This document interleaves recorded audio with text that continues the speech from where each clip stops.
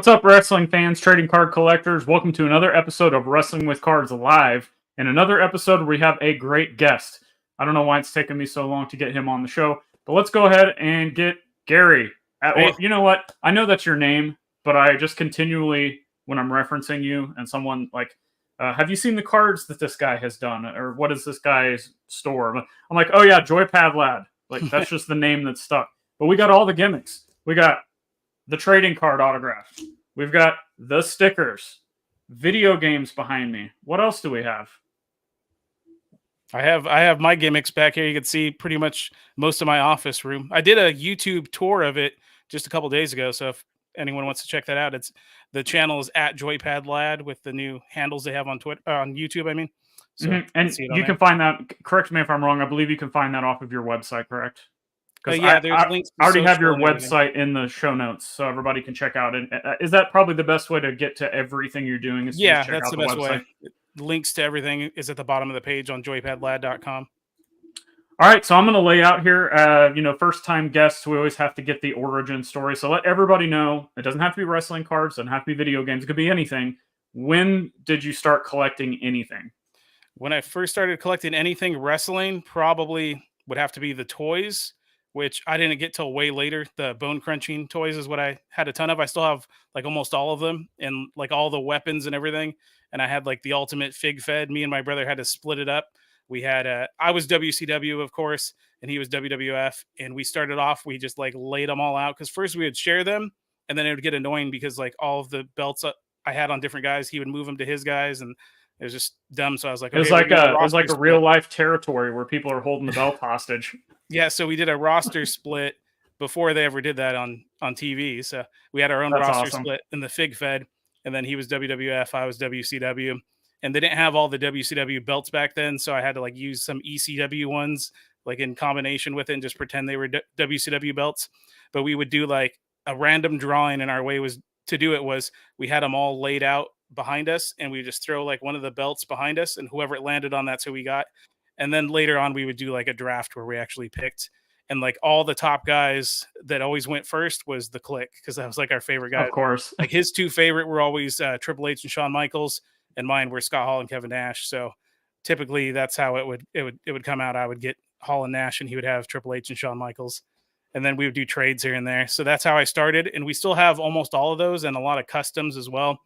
I did like a thing where I tried to like do fig photography right when the major figure podcast, is that what it is? Mm-hmm. Mm-hmm. So they were doing like a similar thing, and I was going to try to do it, and I took like 600 photos, but then I never did anything with it because it took forever, and I was like, I don't know what I want to do with it.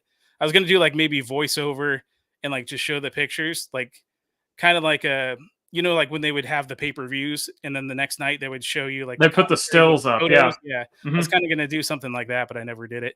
So wrestling cards, like I don't think I even knew they existed when I was a kid. I had a ton of cards like basketball and football and a little bit of baseball, but mostly basketball and football.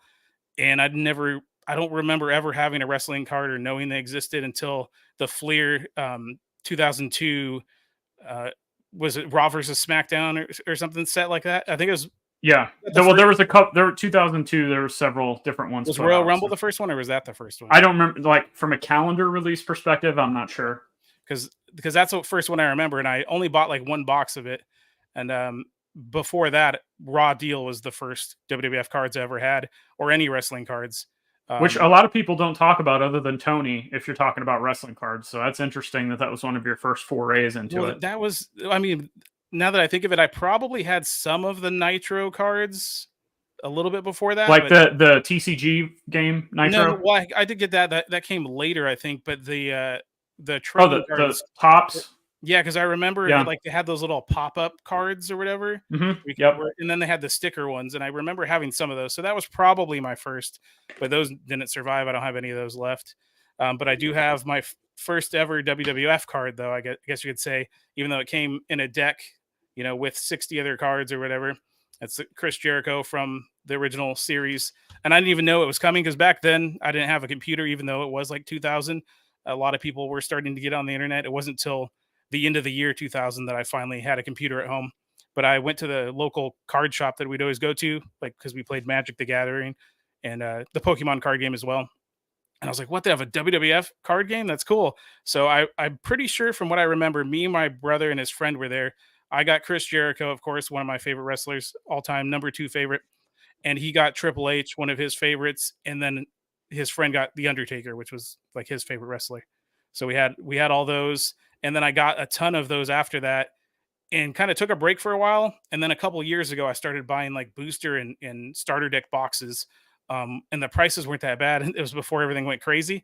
So like I was buying like a bunch of the guys I didn't have and just making decks, like nothing like super like top of the line, just like whatever I could piece together from stuff. I didn't really buy many singles. And I still have like 2 long boxes, mostly filled with different decks of like every wrestler and tag team that I could get a hold of. And then I have some of the Nitro stuff, not as much, but I have some of that as well. So I think it's cool that you're taught like all of these memories that you're sharing. It all ties back to the single card that has survived this whole time, and I think that's something that a lot of people, when collecting specifically wrestling cards, I don't see it as much in wrestling as I do other things, but I think some people kind of take for granted what that card that you've held on to your whole life can mean to you, as far as like what memories and nostalgia. And so many people get hung up on the value of these things, and instead of what the stories you just now told is exactly what holding that piece of cardboard brings back. Yeah, and you can't really see it too much here, but I have behind me on this side, I have a Oh yeah. magnet board, and I have a lot of cards like in top holders, like I did with this one. I put like a magnet on the back of it, so Oh I could cool. put them Yeah. up on there. And not all of them are cards like that I have had since I was a kid, because I lost a lot of my stuff because we moved so many times. But they're cards that I remember or bring back a certain memory. Like I have one of Grant Hill drinking Sprite, because I just remember those Sprite commercials and how they would give like free Sprites if you open the cap, and there'd be a free Sprite under there. And it seemed like it was pretty often, like every couple that you would buy, you would get one. And I just remember those times. It was cool. And there's a couple other cards, like a Scottie Pippen All-Star card that I remember pulling it from a pack, and it was worth like $8 at the time, which was like amazing to me. Yeah. I went and sold it to the card shop, and then we like rented some games or something. So I had to buy it again because it's it's a memory that I had of revolving around cards, and then a couple other cool ones that are some of my favorite players and stuff like that. Also, that magnet, throwing a magnet on the back of a top loader is a very inexpensive way to safely display something on a wall like that. So cool idea there. Yeah, I haven't seen really too many other people do something like that. I mean, it's a little magnet board that I have. There's a lot of different things you could do similar to that, but I haven't seen anyone else really do that. They usually just will have like a case, which I do have a card case above my desk, which I showed in my room tour video. But like even that's like some of my top stuff, but it's not like anything too valuable. All I have that's like really valuable is a Charizard, and that's the one that I had graded with you. And that one's still just like a few $100, not like some of these cards that people have that are worth like thousands. Yeah. None of that stuff. Like I don't have the money to go looking for that. If I got it, it would be something that I would just get lucky and pull, and then I'd sell it right away anyway. So like I don't really have a huge interest in like the really valuable stuff. It's always an interesting discussion that people have when they either pull something big or get something in a collection. Like, do I keep this for investment? Do I just get rid of it? Is it all that stuff? And speaking of that, like, what are you currently collecting? Like, so you've got a little bit back into the hobby, and we'll talk about your business stuff here in a minute. And maybe that takes more precedence if you're collecting. But as far as a collecting perspective, no matter whether it's cards, game, like whatever it is, what is your primary focus of a collecting aspect right now? So I jump around a lot, but in terms of just trading cards, I don't buy a lot of trading cards other than like custom cards. Kevin Gust, who makes the custom wrestling cards where he draws like all the images for him. Yeah, I buy pretty much like all of his sets, not only just to support him because he's my friend and I like what he's doing and I want to support his business, but a lot of the stuff he does I think is cool. I have a lot of like signatures of his like that he's got, like a Jake the Snake one I have on display. You could like almost see it right over there. Let's see, right there. Oh yeah. Yep. And then there's a few other that I have just stashed away, and I have like a binder of all of his stuff. And then other than that, it's just mostly like PC guys. Like whenever I like have the extra money and time and want to do it, I'll like search out like some Razor Ramon stuff or Chris Jericho. I kind of like casually started like collecting cards with wrestlers holding titles because I just thought that was cool, something different.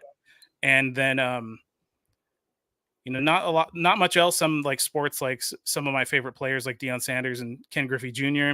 And then a few other random ones. Another one was, which I don't see, I've never heard anyone else doing this, but like athletes that appeared in wrestling, like Reggie White cards and Kevin Green and Mongo, of course. Dennis Rodman is one of them that you could collect. Karl Malone. A lot of those guys, like I'll just collect some of their cards. Mostly if I come across them, like I've bought a lot of boxes is what I've done more than anything. Cause I prefer opening packs more than just buying singles. And I've only just started buying more singles for like, we've been playing like the Pokemon card game.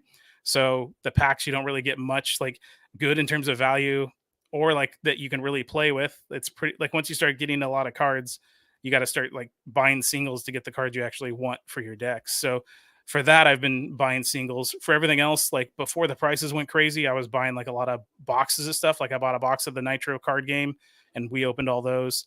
And then like some old football, like 90s football cards and stuff. The Pacific football card set, which is what my Ocean, 1992 era WWF cards that I made was based off of that design. And then some other, which I have over here. As many gimmicks as I brought with me today. I did not like they're over there on the shelf. So yeah, I have some of my cards, but I don't have any of those on me right now because those are all just put in the binder. Because I have like a binder. I try to keep all my stuff that I've made too, but I just keep up with everyone else's orders, so it's hard for me to like set my own stuff aside sometimes. But yeah, other than that, collecting video games is like kind of casual right now too. I have a list and I'll buy stuff here and there, but mostly I've been getting like newer stuff, and I'll wait till like the trick that I do is we pay all the bills on our credit card and then pay them right off at the end of the month, and we get reward points. So I'll wait till I get like $30-$40 and then I'll buy like the new games for like $20 it ends up costing me. That's very smart.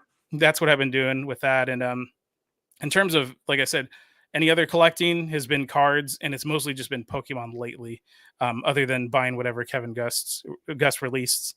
And that's pretty much it. I haven't been keeping up with, I mean, it seems like there's a lot of crazy turmoil in like a lot of the card markets right now anyway. So yeah, which, I don't understand. I said that in a couple streams ago, like, card collecting figures, collecting games, collecting anything like the act of collecting has been around for hundreds of years. So like, it's not going to stop.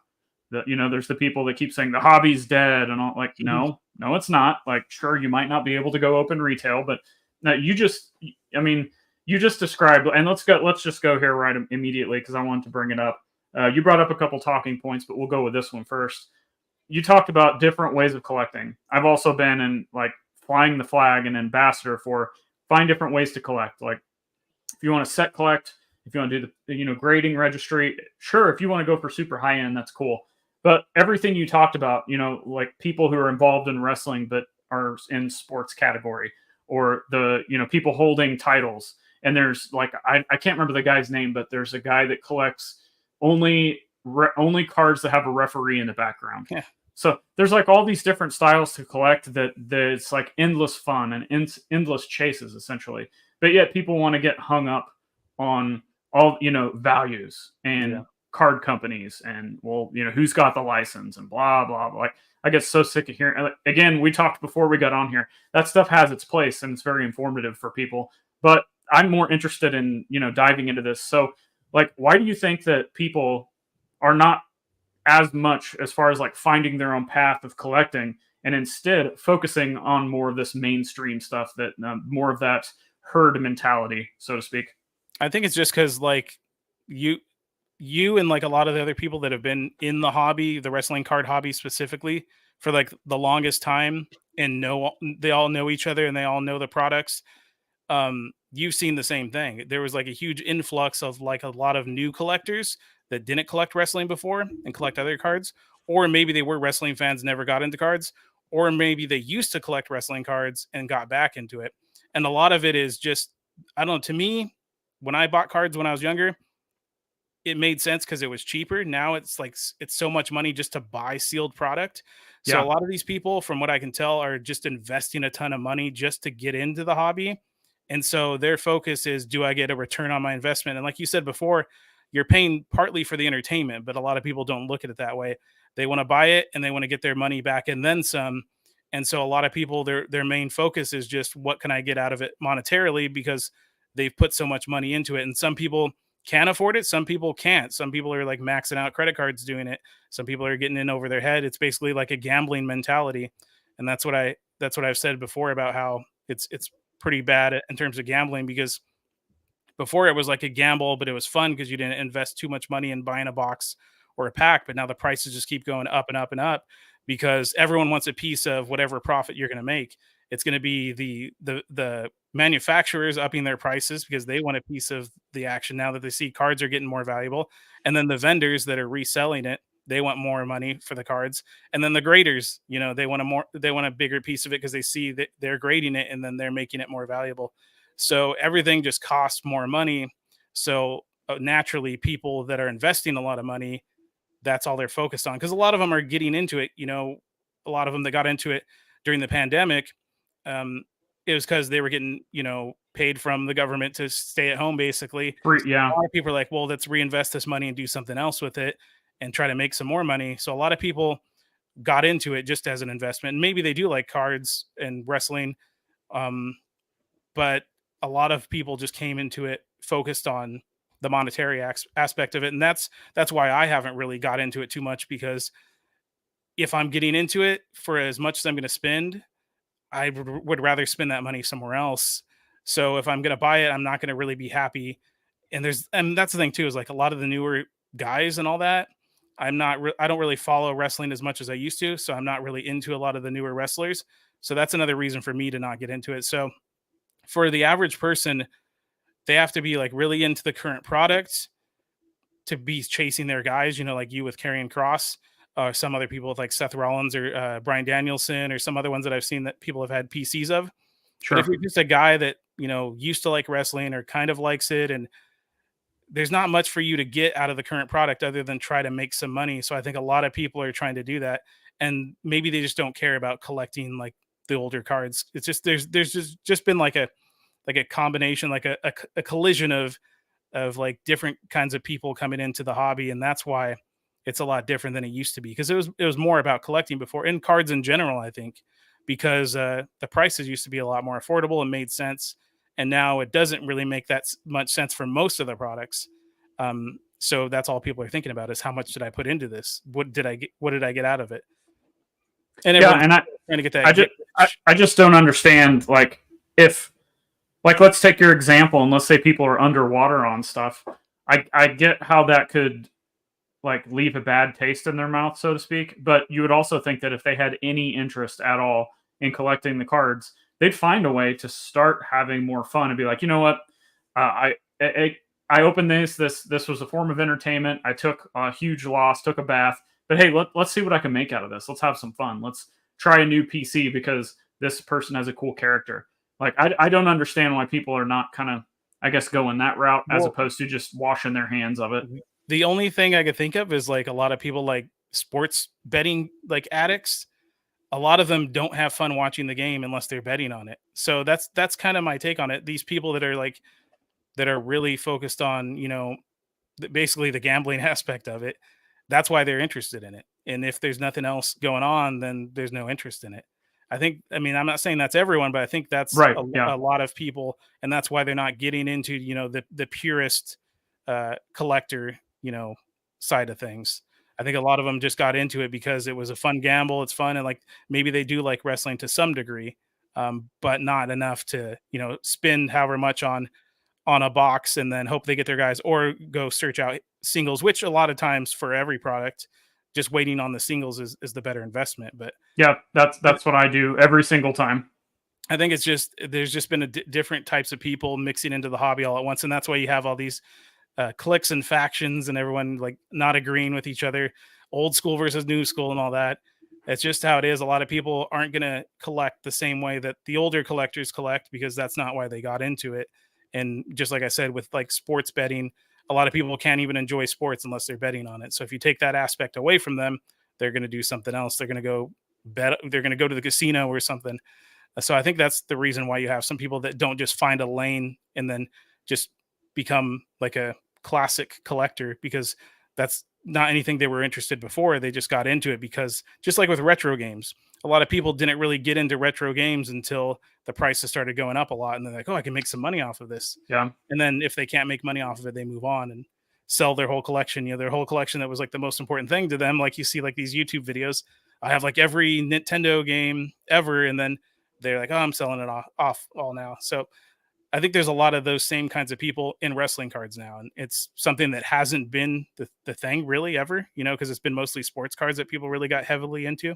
Right. So I think now you're seeing that a lot of people aren't used to seeing those kind of people, and it's just a different personality type. That's why they're just not going to collect the same way other people do. We've got our first question for you in here. And if you guys have questions, if you're watching live, thanks for stopping by. Leave a comment below and we'll get to it. If you're watching on the archives, feel free to leave a comment below. Miami Mark, who is a regular on our live streams, wants to know what you don't like about the current wrestling product. Okay, there's a lot of things I can get into that are probably going to make most people mad. First of all, right. So just sum it up. Sum up the main parts then. Okay, the wrestling style, of course, there's more emphasis on acrobats than storylines. And yep. I'm not saying I'll raise my hand on that one. I'm with you. A lot of people want to trash the Attitude Era because it was so much focus on storylines and not so much the in-ring product. I get having like a good medium, and that's why WCW was really like my favorite promotion. They didn't have a lot of storylines. They didn't really get into it wasn't like, okay, well, this guy spilled coffee on this guy. Well, I mean, I think they did that once, but with Bulldog and Mongo. Yeah. But, Kane and Jericho did something similar. They didn't have like a lot of okay, well, Al Snow feeding, or no, Big Boss Man feeding Al Snow's dog to him and all like ridiculous stuff. Yeah. They had really good wrestling on WCW, but the angles were good, while they were good, the NWO and all that. And yeah, the Sting Hogan 1 year build up, even though the match wasn't, Yeah. But that story was great. It hung, Mm-hmm. We hung with it for over a year. And even something as simple as with Goldberg, the whole storyline. Okay, he's undefeated. He's tearing through everyone, and that's not much of a storyline. You're just having him go out there and just plow through people, but it makes sense and it's interesting and I loved it. It's exciting because then you're like, okay, well, who's going to beat him? Of course, they botched that one too, but I would argue with Nash, maybe you shouldn't have him. I would probably pick DDP to beat him, but people forget Nash was so over with the Wolfpack back then, almost on the same level or higher than Goldberg by the time he did beat him. What ruined it was what they did afterwards. But the thing is, the cruiserweights and all that was cool on WCW, but every match is like that now. Yeah, the lines are I don't know, they're pretty basic. It sounds, a lot of it from what I've seen, it's like a WWE 2K game. A lot of the angles and storylines just sound childish. Good comparison. And the acting is pretty bad. And the matches, there's a lot of cool stuff that happens in them, but it never really means anything. These guys kill each other worse than sometimes worse than the TLC matches we would see in the Attitude Era. And then they're just fine and they kick out of it. And there's just nothing means as much as it used to. So that's why, for me, especially because I only have so much time anyways, and there's way too much wrestling product too. Yeah. It's way too much to keep up with, and not enough of it means anything. So there's been very few times that I've jumped back into it. I think probably since the CM Punk's pipe bomb thing, and then that storyline, they just pretty much buried it as quick as they could and had Triple H beat him and all that. That's the last time I really jumped back into things. I've watched a little bit here and there. I actually watched this promo when he came into AEW, and I was like, okay, yep. Okay, he comes in, he's like, oh, everyone's cool, and I want to wrestle you guys. And why doesn't he come in and start some hot angle and someone hates him and they want to fight right there? There's too much of that lovey-dovey stuff. It's weird. I don't know why they do that. It's too much respect and all this stuff in wrestling and oh, you can only say this or that now. And it's just, I used to watch it because a lot of people watch MMA and stuff. You want to see a good fight. In wrestling, of course, it's fake, but what adds to it is the storylines and stuff that you can make a rivalry last longer and mean more, because you don't have to worry about a guy just knocking a guy out in 5 seconds. So it used to be more exciting, more fun, and things meant more. So that's basically all I could say without trashing too much, because people will want to if they're on one side AEW versus WWE, because that's oh yeah, no, I think both companies now and stuff, and yeah, both companies have the the same issue that you're talking about. Like, So I mean, I did watch like the first few episodes of AEW, and I'm like, okay, I'm not really interested in this. But like, they're both very similar to me. Like, as much as people try to say they're different, they both have similar or different issues that they need to work on. yeah. It's just not, there's nothing made for me anymore. Like, wrestling isn't like how I grew up with it. It's just a different thing now. And it's not stopped you from collecting, though, as we're talking about. And speaking of that, Miami Mark, thanks for the question. Again, anybody watching live, if you got questions or comments, we will be happy to cover them. So going back to collecting, you're talking about the Kevin Gus stuff and custom cards, which I think wrestling card collectors have kind of latched onto a little bit more than your tradition. Like the rules have kind of been thrown out the window for a little bit on that. But then you want to go back to talking about what we just talked about, and that's the people that are just looking at the value end of it. So maybe you're not buying the new Panini stuff or the new AEW stuff, but what is something that you like? What keeps you interested in these custom cards? And why like I think that's awesome. It's been a great way for you to collect new things of maybe not necessarily new product and new stars, if that makes sense. So what has kept me interested in wrestling and in I don't know, just like well, no, I'm saying like you said earlier you're continually buying like custom cards. Yeah. So custom cards are generally like looked at as beneath. Like nobody wants them because they're not worth anything. You know, you can't grade them, etc. But yet it's keeping you interested in continuing to collect and continuing to buy new product that's not official product. So like you're going against the grain. You know, we've talked a lot about that. By buying cards that are looked at by a lot of the hobby, not so much wrestling, but mainly mainstream hobby, as why would anybody want a custom card? So what's keeping your interest there? Well, a lot of it has to do with, from what I've seen, at least with Kevin stuff and my cards that I make as well. They're usually based on like older wrestlers, and my thing that I like to see, because there was like a limited amount of product back then. And like I said, I didn't even know it had existed at the time. And looking back on it, there's not that much out there from like back in the day compared to now. They make like so many different wrestling products. Right. It's cool to see like the older guys like in a new style, especially like a lot of people that make custom cards, including myself with some of them that I've done. They'll take like an existing design from like another sport or something and then change it to like a wrestling. And there's my rookie or card that. I used to have a YouTube channel. So I had classic score design there. I actually had a Patreon, like one of the first people that had one of those, like way back then, like on YouTube, like almost no one had them. And that was like one of the gifts that I gave to people that were on there. It was my rookie card, which I copied the score design.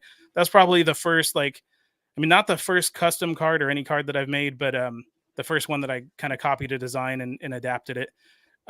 But that's what is interesting to me, because it's like collecting art. So like I have a lot of artwork on my wall, which you can see some of it up here from Lash LaRue and Hal Haney, a couple different people. And like wrestling cards, like I've made wrestling cards and card games and board games since I was a kid. I actually have, I said this Jericho was my first like WWF card or whatever. And I probably had some WCW cards before that, but my first ever wrestling card in general wasn't anything that I bought. It was what I made. And this is like one of them.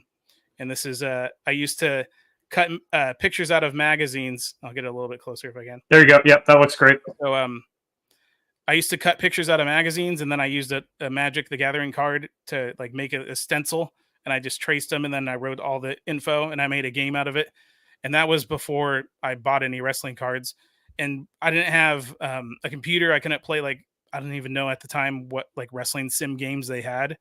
I know there's so many out there, but I'm not sure. There was in the late, like this was like 1998, that card. I think most of the cards I made were in 1998. So back then, I don't think they had too many wrestling Booker sims on the computer. So that was basically my own Booker sim is what I'd use those cards for, and just like keep track of matches in a notebook. And so I made those. I would cut out pictures, tape them to the paper, and then photocopy them at the convenience store down the street. And they'd always laugh at me every time that I was doing that. And I'd make like 50 copies, but they're like only 5 cents each. So then I'd cut them all out and then make my own, deck of like every wrestler from each federation. And then I'd sell some to my brother as well. So that was cool. So I've been doing that for 25 years now. And so like I said, what's interested in me is like, I always like making stuff, making my own things. And so other people that make custom cards, it's something cool to me because it's something I can relate to more than maybe most people that don't make their own stuff. But also I just like seeing like new products and not just like, okay, well, here's the shiny, I don't even know the names of everything. Like Prism is at Panini. Yeah. Okay, so here's the shiny Prism Panini of like, I just think it's funny when they have like a shiny card of like Babe Ruth and stuff, or like in wrestling, like Luth, like Bruno Sammartino and Prism. Sammartino. It's just like that's kind of weird, but like to make like a custom card that looks like an older style, and then it is an older wrestler. That's like when I made my custom card set. I used the 1992 football design and made a 1992 WWF set out of it. So it's cool to me to see like most of the older guys in like a new style, like a custom card set or a custom card game even. And even though Kevin Gus, he's been doing like more like current stars, I still been buying them because like I said, I support him, even though I somewhat know the names. Most of them usually just through Twitter. I'll see like clips and people talking about guys like LA Knight and stuff like that. I've seen clips of him. I did watch, I think most recent I watched the Royal Rumble, but I don't really watch much else. I think I watched a little bit of Elimination Chamber just because that Bloodline storyline was a little bit interesting until they really kept dragging it out. So like a lot of that stuff, like I'll dip in here and there. And so that's how I somewhat know some of the guys. And I've been like that for a while, you know, just like kind of keeping up with news of stuff. And like a lot of people say, like in wrestling, the backstage stuff is more entertaining than what's in the ring and what's on sometimes TV. You know, like the whole CM Punk thing and all that. And that's been crazy just seeing people argue back and forth about that. So like I said, with custom cards, even though I don't like seek out like the newer guys because I don't follow it as much, a lot of these guys that do make custom cards, they do make a lot of older guys like Kevin Gus does. And then what's cool is, I mean, he's taken it to the next level and he had like cards signed too. So, I mean, why wouldn't I pick those up? So for me, that's, I mean, a lot of times too, you're buying a set and you know mostly what you're getting. You're not spending a ton of money on buying like the current cards and hoping, because sometimes they do have legends in there, sometimes autos and stuff too. But I just don't really, I mean, sometimes I don't have the money. Sometimes I just don't want to spend the money on, you know, chasing stuff like that. So on some of the newer cards, there was that one set at the Topps Living set. I bought a few of those and had some of those graded. And then there was a couple singles I bought out of that set. They had where they had like the 5 timers and Chrome 21 Chrome. Yeah, some of that stuff was pretty cool. But other than that, I haven't really got into much. I mean, I never really bought Panini stuff before. And I mean, I don't even know like what's going on now. Fanatics is trying to like take everything over, and yeah, I don't really know. It's hard to keep up with everything. So custom stuff is a little bit more simple. Like I said, more skewed towards older guys, which I know more about. So that's why I'm more interested in that kind of stuff. We got a couple questions for you and some drop-ins. Todd, thanks for stopping by. And you're never going to guess who. We've got a celebrity in the house. Chuckster is with us. Chuckster, thanks for the continued support on the channel. So he loved, you know, we were just talking about your Ocean Series set. And what are the plans for any other sets? Does this tie in with the announcement we were talking about? Or what do you have to say about that? Well, somewhat. I do. I mean, I'm really bad at like taking on a ton of projects at once. So I do have one project that I was starting, and you'll probably hear more about that later, but I'm going to wait on that one. Okay. But I do. He's mentioning the WCW, like, so firstly, I did the in 2021, I did the WWF like full set Ocean, you know, because of Pacific. I just tried to come up with a name to spin off of that 1992 era WWF series, which was 36 cards, and then of course like the foil versions and stuff. And then I just had Wes Moore, one of the big collectors. He has like every WCW auto card from the top set. He had me do like a little mini WCW one. It was just like a commission. I did like 9 cards of random era WCW guys. So it wasn't all just 1992. So it was mostly just because of him I did that. And then I've sold a couple sets here and there for people that were interested. And I know a lot of people have wanted me to do a WCW one, which I do have plans to. I have a list of wrestlers that I would include in that. And it would be 1992 era because it'd be like the WWF one.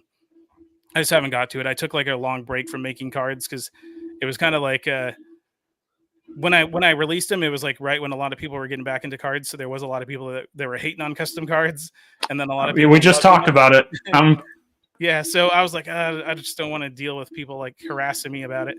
So yeah, there's the set right there, and I was like, I don't want to deal with people harassing me, so I'll take a little break from custom cards for a little bit and just focus on other stuff. I've made like a lot of other different things through my Joypadlad game business, stickers and magnets and stuff like that. I took a break from wrestling cards, but I do have an announcement to make, and I showed. Well, firstly, since we're on the topic of the custom cards, I do have another set which started as Wes Moore again. He had he asked me as a commission to make these because he had someone else make these and they looked like nothing like the originals, and he wanted to do something that looked like the original cards, and it's the ones that I just mentioned, like the WCW signature one. Here's one, with no signature on them. So I make them and put them on my website, which you just showed, and people can buy them. They're just $4, and then you take them to a convention or send them in and have them signed. I've had a lot of people buy those from me, especially since I relaunched the Big Cartel Shop. And here's one that he had signed, the same card that he had signed.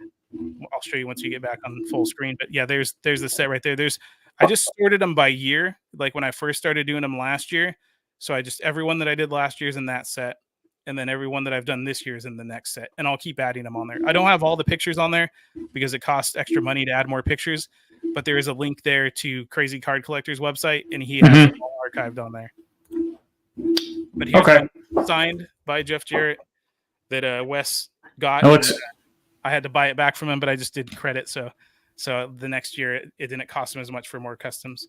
So on the topic, like we were saying with custom cards, going back to this was 25 years ago that I made my first custom wrestling cards with this card game. And the way it would work is you just line up two wrestlers, but there were some rules for like multi-man matches and tag teams and stuff like that. But simplest form, one-on-one, you would flip a coin to determine the turn. So that got annoying after a while, I bet. But we were kids and it wasn't a big deal. And you'd roll a die 6, and then that's what move they would do based on going up and down.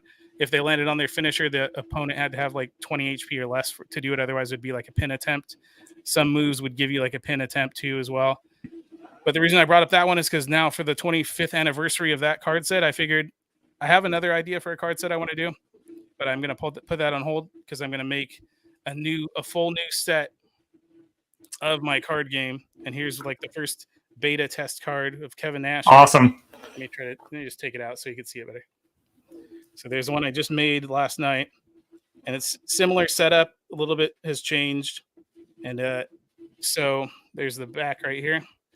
I changed the name of it. Before it was just the pro wrestling card game, but it turned into Pro Wrestling Nexus, a computer sim game that I made like in 2005 was the first version of it. The latest version was like 2011 or 12. And so I was like, that's awesome that you're tying a physical product with a digital game. So yeah, I decided to the card game turned into the sim, and I was like, well, let's make a new card game and just use the name from the sim, so it's all connected. And it's 25 years since I did it. I'm gonna do like I showed you before. I have Kevin Nash here, and I have, if you can see closely there, the year 1998 on there. So this is supposed to be Kevin Nash 1998, and then there'll be like a series number on there. And I'm going to maybe do more series based on if people like it. So to start off with, I'm going to do 3 different box sets of 25 wrestlers in each set. So it's going to be a lot of cards, but it's going to be one WCW, one of ECW, and one of WWF, all in 1998. And then I'm also going to do, I don't have a picture of it here, but I'll show it and reveal it another time. But I'm working on a card that looks like this style. I actually made my own handwriting into a font. And I'm going to make cards, like this, but black and white, looking like the old style. And they're going to be like inserts, like the retro versions of guys. Cool. And I don't know exactly how it's going to work out. I'm probably going to include some with each box set, or like do like packs and have, I still got to work out the math of it all. But for sure, I'm going to do 3 different box sets, 25 wrestlers in each. I have a list of everyone included for each Fed. I don't have it in front of me, but it's most of the heavy hitters for that year. It's based around October 1998, and for the most part, that's going to be the rosters I focus on for the most part, and then the stats will mostly be based on that. I've been watching like a lot of old wrestling to get their moves down, and then figure out their stats based on who beat who and who held what titles. And I used to have in the old card game, I would have like a little penny sleeve, and then we would write like across the middle WCW television champion or something. So they would wear that if they had a belt. But I'm gonna do like sleeves, and I'm gonna not use penny sleeves. I'm gonna use like clear like deck sleeves, and I'll put like a little championship belt right there. That's a cool idea. So you can slide them in and out. So if you actually play the game, you can have your champions in different sleeves and then change them over. And the game's a little bit different. I have a dice, but I can't. It's not in reach right now. But I made like a dice. I made a die that has like a number on each side, 1, 2, or 3, and it's used for like to determine turns and to determine pins and all that. So the game is just rolling dice now instead of flipping coins because that's annoying.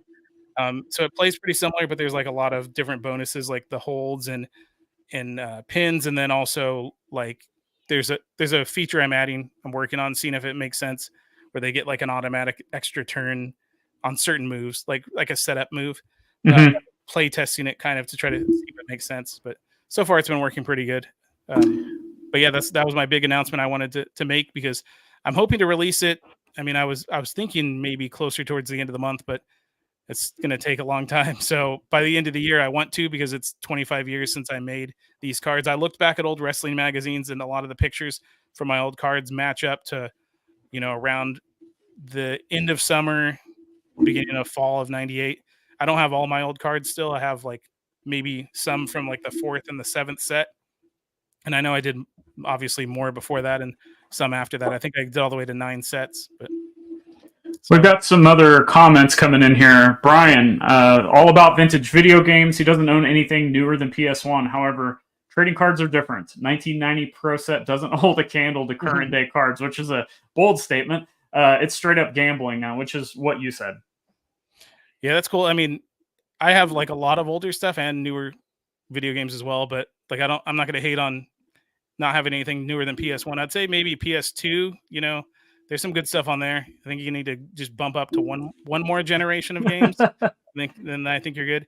And yeah, a lot of the older stuff, I mean, I get a lot of the cards are pretty basic, and the inserts were like, I mean, early 90s, it was like really rare if they had anything, and a lot of them weren't that great. But in the mid to late 90s, there's a lot of cool inserts. You could buy like singles for like $1 now. Like I've been buying like a lot of that stuff.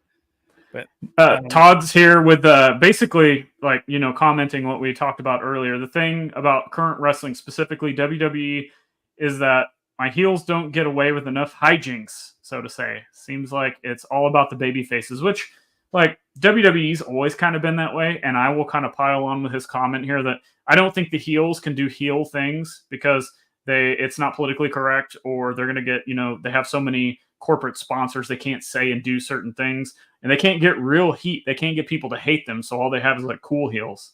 Yeah. And then also like you said, they can't do or say too much because they'll get canceled or ads pulled, or a lot of that comes from when WWF decided to become a publicly traded company. That's one of the big issues. And I know AEW is sometimes pushing the envelope a little bit more because it's a private company, but they could only do so much too because they don't want to lose sponsors. A lot of these guys don't. But another thing is just like people are overexposed, like heels and babyface, on social media and all that stuff. And although it's cool to see like, oh, I can interact with this guy on social media, it's just there's too much of it. And then like when they try to heel on social media, a lot of times it just sounds corny. Like it's like, yeah, I agree with you on that one for sure. It's just they're on TV too much. There's too much TV. They're on the internet too much. You get too much of them. Instead of just like saying if you had a heel just in the show doing like some crazy thing, and then the show ends without anyone coming out and getting revenge on him, and then you don't hear from him for a week. That's heat built up.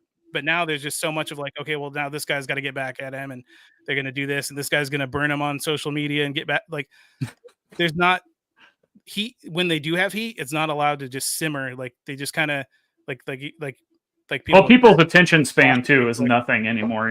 The fans don't allow that's why I'm surprised the bloodline thing is carried on as long, because if you had that 1 year Sting buildup that we had in WCW and through the up till Starrcade with Hogan, Like that would not fly with people today because their attention span is gone. But another comment here, and then we'll get into talking about your business and how that's gone. But what's your experience with slam attacks? I've never personally even tried to play it. I just think the cards are cool. I think I first heard about it through you doing videos about it, because like there was a set with that had the John Cena NWO card, and like a lot of people were interested in it around that time. And I think it's been a couple of years since they've made any now. But I did actually look them up recently to get for someone as a gift.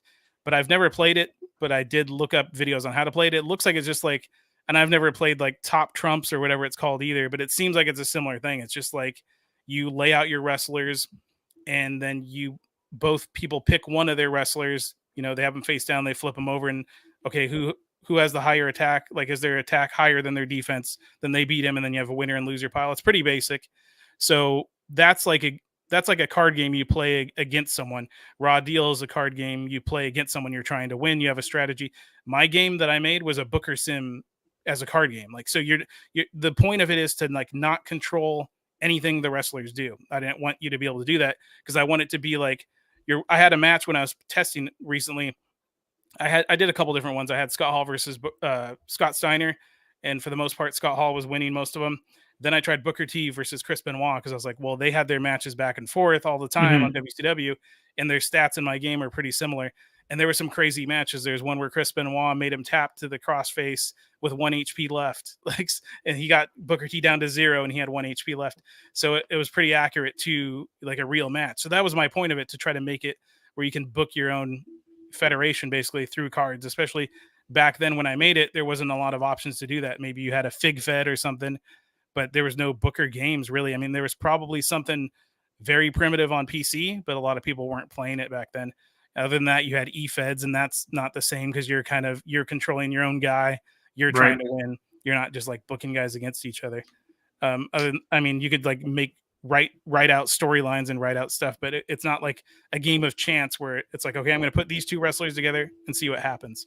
So that's how my game has always been. And that's how, when I made it into a sim on the computer, it was the same thing. You can manipulate the match somewhat. You can choose like to have someone interfere, or have, random interference, or turn that off, or there's a lot of stuff you could do. But when you would go through the match, it was all just randomized, and it would be based on their stats. Like, for example, some wrestlers would have moves that do more damage than others. Some would have more HP than others. So that would determine, to try to make it more accurate to like real life, where some wrestlers are going to beat other wrestlers more often. That's how I do it. And it's the same thing with that game, Pro Wrestling Nexus, which I don't know. It's been a while. I had like a huge following in Brazil for some reason. Like a lot of people. That's interesting. If you search it, I mean, it's kind of muddied a little bit, because this was before the Nexus group. Like I was using that before them, so they copied me. So before that was around, it was a lot easier to find stuff about my game. But if you search it on YouTube, you'll find like some people from Brazil posting videos still. Like, I mean, it's been a while. They did update it a couple of years after I stopped working on it, but for some reason they loved it there. I think it had like around 10 or more thousand downloads, back in the day, different versions of it. So it was actually somewhat popular, but like not a lot of people that I know really know much about it, especially like wrestling fans that I know. Most people don't know. Like they'll know EWR, or TEW, or Promotion Wars and stuff like that, because people were mostly playing that stuff. Because I was like, with when Eric Bischoff mentioned like trying to compete with WWF and stuff like that, he's like, you can't do the same thing as them. You got to try to be different than them. So that was kind of like what I did. I tried to do different stuff. I made a game that was based off of like a Royal Rumble. I called it Trivia Rumble. So it was a Royal Rumble, but you would beat and eliminate wrestlers by answering trivia questions about them, and you'd recover your. It makes sense. You would recover your HP by answering questions about your guy that you pick, and then there'd be power ups and all kinds of crazy stuff. It even had like a countdown timer, and guys would come out and play their music. And not a lot of people played that either. That was like a cool game I made. And then I made one called Quest for Gold, which like I think 0 people played. And that was like basically a choose your own adventure. It was like, imagine, I guess kind of like how they have now in some of the games, where you can create your own storyline in some of the 2K games if they do it. I don't know if it's the same as the SVR games were, but you can just like put together cutscenes and stuff. But there was no, like, you didn't control like you didn't have a match other than like it was like a choose your own adventure book basically. Mm-hmm. You would read it and then say, okay, do you want to do this or that? And during a match, that's how you would do it. But I had like a full editor where you can create your own stories. You can have like however many choices you want, and sometimes you can make them be a random choice based on what you click. Like, for example, if there's an angle where you have to get a random number in a Royal Rumble, you can have all the random choices there, and then when they play it, they would just see continue, and it would pick one of those ones for them. There's like a lot of cool stuff I did. It would have like a picture on the side, it would play music or a sound effect, and it would have all the formatted text of like what was going on. But then after that, I didn't really get many people playing it, and I switched over to YouTube and started doing that. And then I quit YouTube and did my business, which I have now, the Joypadlad game store. We are going to go ahead and transition into that. Give us, as we're kind of closing out the show, give us a kind of a brief background on how you started your business, where that's gone, and then how you eventually started creating not only video game products, but wrestling products. And I'm talking like, you know, I told you I brought out the gimmick. Here's the Hogan sticker from WrestleFest, which is the greatest wrestling game of all time. I don't care what anyone says. I actually owned an arcade of that before. It was like a 2-player conversion, but it was still WrestleFest. That's so cool. So floor's yours to kind of talk about the business. So it was like around, I think, just after Christmas 2018. Just before then, we refinanced our house to get money out to pay off, you know, house remodeling stuff we've done. We done before that to pay off some credit cards, and then also to get a new roof. And then I was like, I wanted to take some of that extra money to invest in something. So I spent like $280 to buy like a video game lot. I was like, I'll just do like a game store. I'll try that out. And at the time, I didn't have like my own website. I did, you know, in the sense that it was just like kind of like a promotional website. I didn't have where people could buy from me there. And I just used eBay and Mercari and OfferUp and stuff like that. Mm-hmm. And so I was doing that part-time while I also still had a job. I was working at a casino as a buyer at the time, and I would just do it in my spare time. And then it was once we got to 2020, you know, and then everyone got sent home from work, and I knew I was going to get laid off because the boss that I had at the time didn't like me because I got put into my position working under him, but it wasn't his decision. So I was like, as soon as they send me home and I know they're going to be laying people off, I knew that was what was going to happen, was I was going to be gone.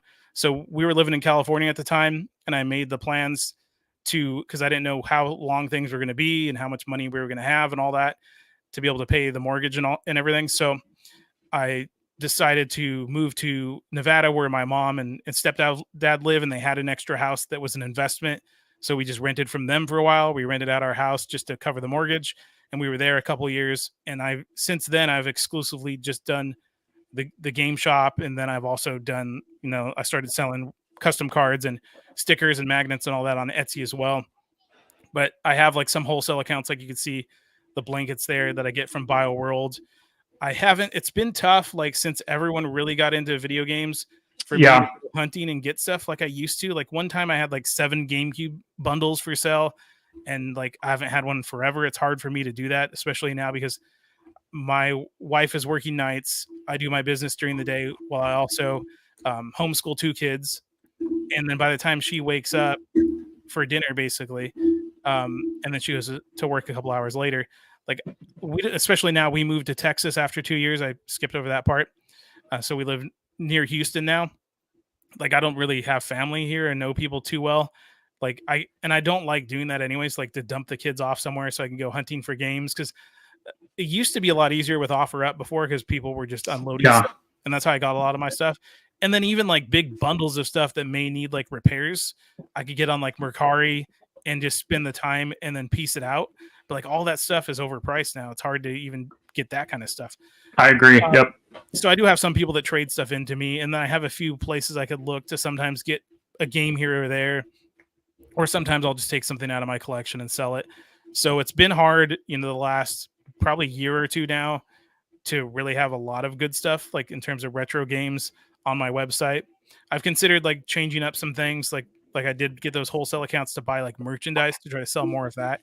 But I haven't really focused on it too much, because with that stuff, a lot of the companies, they will only let me sell on joypadlad.com and not like, say, eBay or something. So because of that, I don't get a lot of traffic on my website.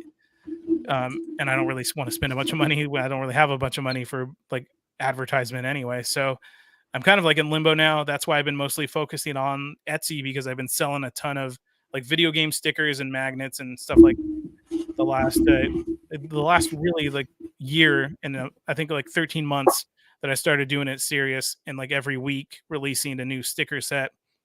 That's taken over most of my business. That's how I've been making most of my money, and I don't make a ton of money like some of these game shops, like some of these people that resell to.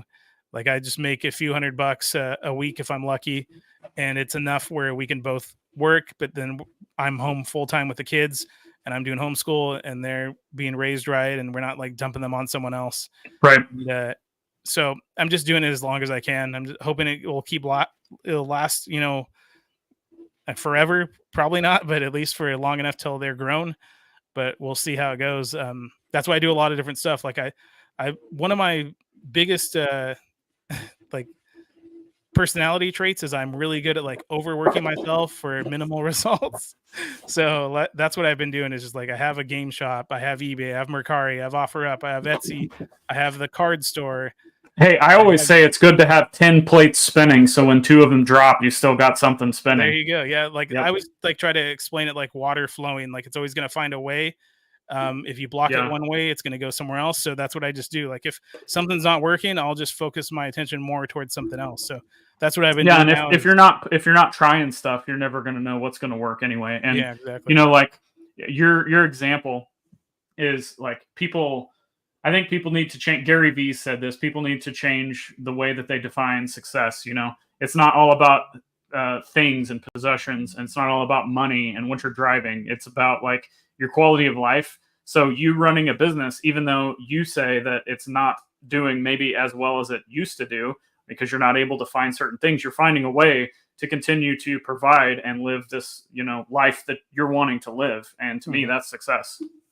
Yeah, and I've been keeping it up for just over 3 years now without having to take another job. So that's good. So at least, I guess my initial question then, because I started, not only the wrestling cards, but again, I showed off the wrestling sticker, and you sent me several packs of those, which are fantastic.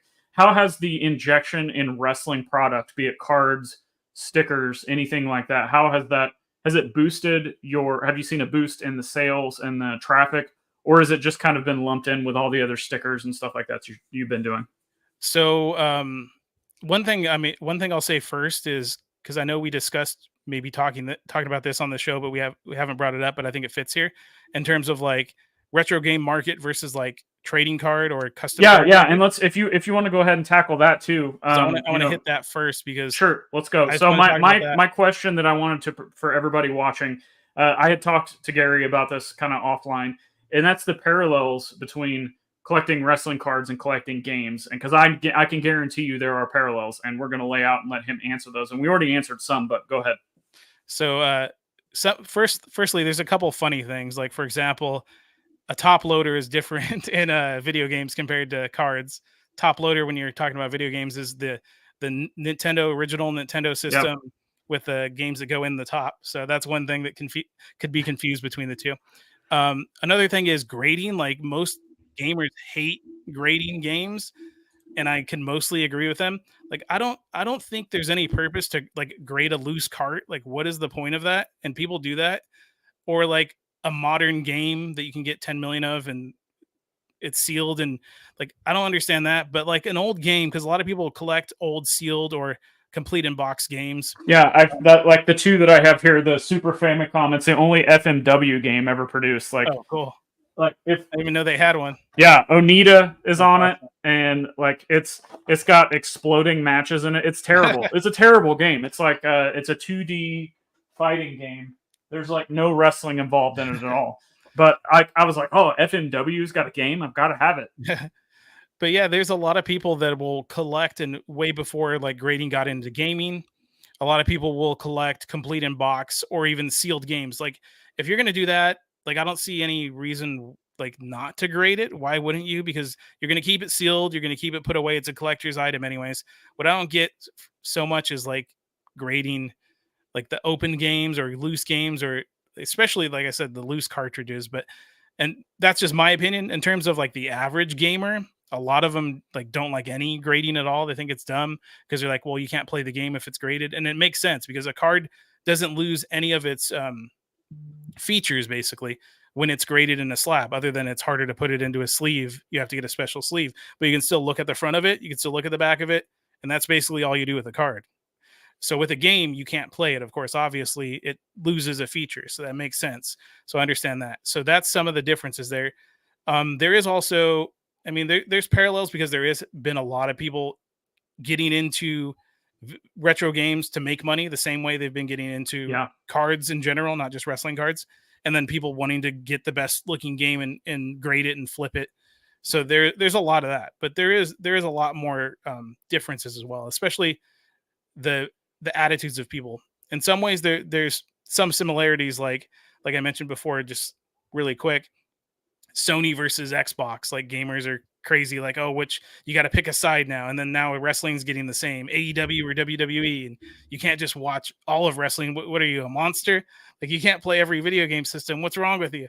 Like, it's crazy. People are so tribal with everything now, and it's like not even just politics have got into anything, but the attitude of politics. Yeah, and wrestling cards obviously are no different. We've both seen that on Twitter.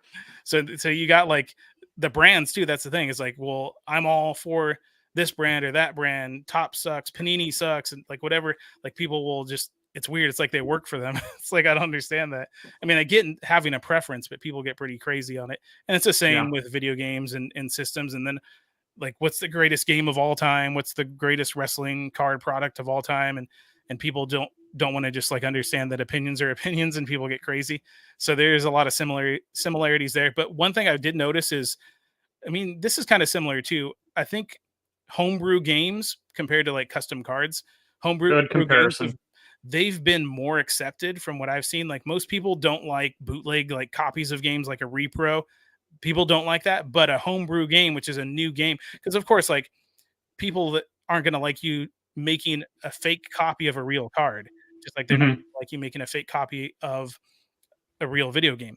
But if you're making your own new video game, that's more accepted from what I've seen than people making their own new card product. Well, and a prime example of that is your WCW product you put out. Correct me if I'm wrong, but the response to that has been great. And yeah, that's one thing I was going to say though, is like in general, people accept homebrew games more than they do custom cards.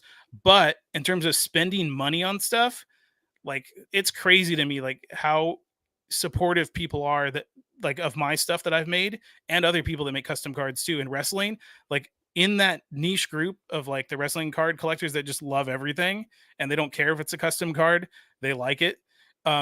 They'll spend way more money on your stuff than like anyone that's like, even just if I'm selling some kind of game, like an actual game or a game product. And I'm like, hey, I have a game store, or hey, I have this or that. Like people are like, oh, cool. But like wrestling cards, I'll be like, hey, I made this wrestling card. They're like, oh, cool, this is awesome. And they'll just like spend $300. I'm like, what? Like people are crazy. Like they really support that stuff. So that's one of the big differences I wanted to touch on.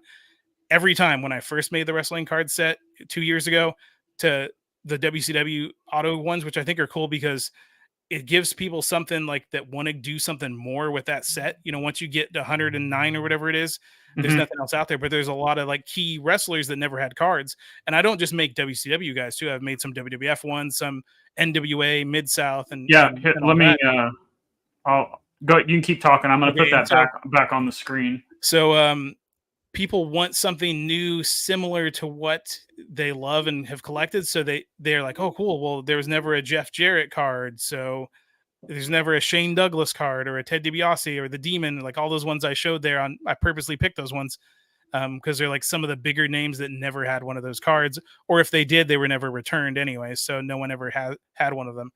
So what's cool is just for a few bucks, because like some people do, there's some people that will make their own custom cards and get them signed and then sell them. Like I don't really want to get involved in all that because it's like too much of a hassle, and I don't want to have to worry about, I'm already selling a custom card and then people questioning, well, is this auto legit? Like I just don't want to worry about that.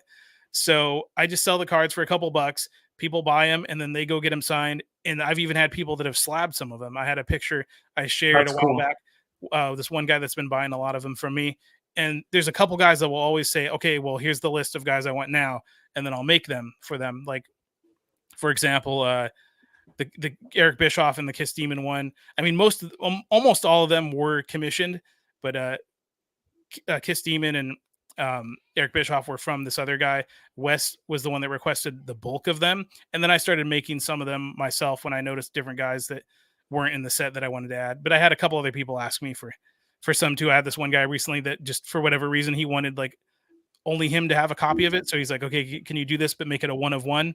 So I did that too. So That's then cool. He's gonna have those signed. So that's one thing I noticed the difference, and it surprised me back when I made the WWF set, and again when I decided to finally just have a shop set up for these again and sell them on there.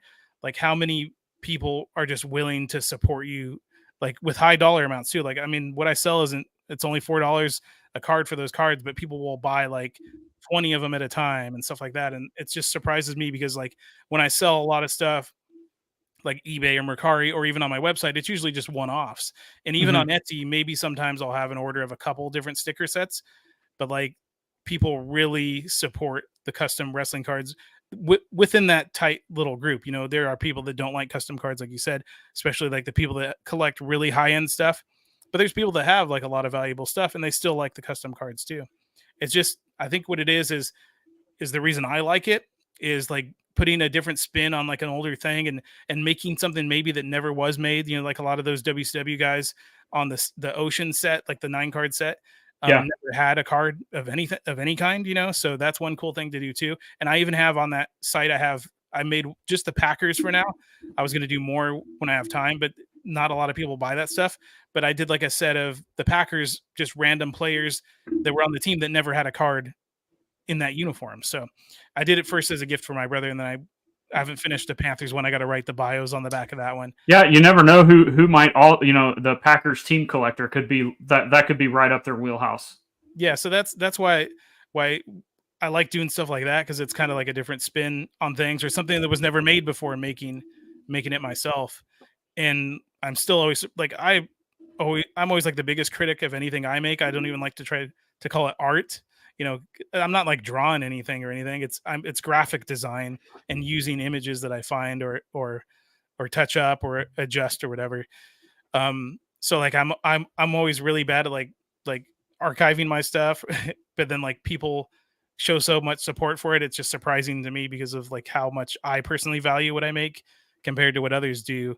It's like so cool every time to see so many people excited about my stuff, especially because the coolest part of the WCW like autograph style cards is hearing the stories. Like Wes told me one time that he had like the Alexandra York card, and she's like, "Oh, this is so cool," and she's like, "I'm going to sign it in gold because it's going to look better." And just hearing those stories, and then you got the stories like Dennis Rodman that was drunk and he was like talking crap about the card. It's like, okay, well, there was one bad one at least, but most of them were good. I had like guys like Greg Valentine. I got a story back about him. And he's like, I didn't even know I had one of these cards. And he's like, well, it's a custom. He's like, oh, it looks so good. And like to hear people, because like even when I make my cards and print them out, I'm like, oh man, because I know how picky like card collectors are. I'm like, oh, is this going to be good? And it's really hard for me to like find the right card stock to use. Like I've still haven't been able to find anything double-sided glossy that actually looks good and is thick enough. So I've been using this stuff that's, you know, mostly matte, but it looks okay for most cards, but a lot of colors. The matte stuff signs really well. So yeah, for that case, it's good. For other stuff, if I'm trying to add like a lot of colors, especially like reds are like the biggest problem. They're not as vibrant on the matte cards that I make. So I've been trying different stuff. And even though I showed that one card of Kevin Nash, I might change up how I'm going to do those, but we'll see how. I'm still testing stuff. But like for me to like nitpick every little thing and think like, oh man, they're not going to like this or that. And the colors, I don't know how good or how sharp it is. And then like everyone loves them. It's just like surprising to me because I nitpick my stuff so much. It's awesome that the wrestling community has kind of swooped in and been like a, you know, good injection for your business, and that they're this supportive, and that they, you know, just continue to go after these cards. Everything, like you said, everything. And Chuckster was on here earlier talking about how much he loved them. So we're going to close out here. We've got another comment here, and then we got one final question, and it'll be a fun one. Todd says he's got some sealed games, and the only reason they're sealed is because he just doesn't have time to play them. Hey, that's me too. That's why I'm here now. I sold all of my game. Like I play Madden Mobile, which I have for like 10 years because I love the aspect of cards, because your players are your cards, and the fact that you can build the ultimate team out of cards, but then you're still able to compete. So that's why I like Madden Mobile. But then I believe it's the Miu Mini Plus that has the little handheld that's got like all the retro games on it. I have one of those too. So that's kind of my two gaming that I do because like Todd said, like I don't have a lot of time anymore. So as far as like all my retro stuff, I went up to PS4. And then I got to that point and I was like, I don't have time for this anymore. So I sold it all. But that's how I've been too. Like I used to open up everything because it was like, I got to make sure the game's actually in there because sometimes it's not. And I've heard horror stories. And then I was like, well, I'm just going to stop opening them because then if you never do get to play them, at least they'll be worth more by the time if you have to sell them. That's true. So I started doing the same thing.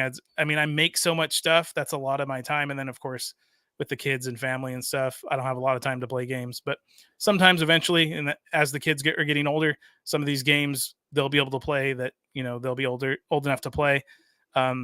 So that's cool. There's some games that I bought that I was like, I don't know when I'm ever going to get to play it or if they're going to play it because they're not old enough to know how to play it yet. But, eventually they did. So that's cool. All right. Last one. Miami Mark. Let's rank these games. I'll let you go first. WrestleFest, Superstars, Revenge, or the WCW NES game where you could always hit somebody with a wrench. Okay, I don't think I played the WCW NES game. My first wrestling game that I ever remember playing was on the NES, but it was tag team wrestling with the Strong Bads and the Ricky Fighters or whatever it was. Actually, just to add this in really quick, a little Easter egg. The first version I made of Pro Wrestling Nexus on the computer for the pin counts, the sound effect, I recorded my voice copying like how they sounded in tag team wrestling. It's like 1, 2, 3. So that's awesome. I did a reference to that game. WCW NW Revenge, I rented a little bit, didn't play it that much, but I was like big on WWF WrestleMania 2000, and which was essentially the same thing. It's the same thing, but like the roster is cool because of WCW and how many good wrestlers are on that game, but like the features are severely lacking compared to the later games. Yeah. So it's hard for me to put that one too high because like I loved all the features in WrestleMania and 2000, especially being able to do exhibitions and defend belts, which you can't do in Revenge because we would just have our own feds and we would keep track of it all. It was cool. So WrestleFest was always like the top for me. I have to put that number one.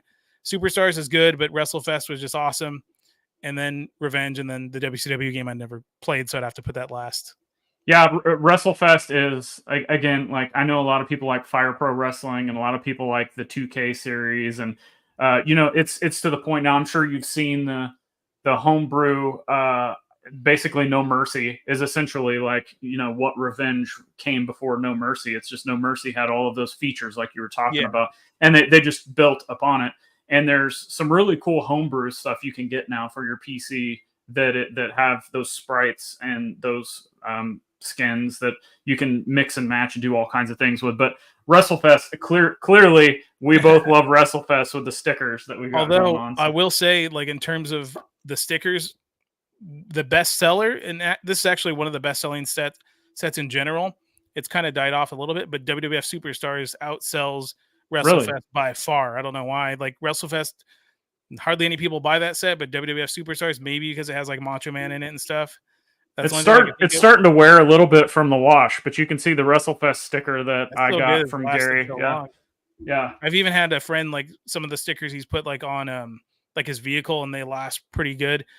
He did spray them another time and they last even longer. I'm surprised because I just print them out. I don't do like any extra coating or anything on them.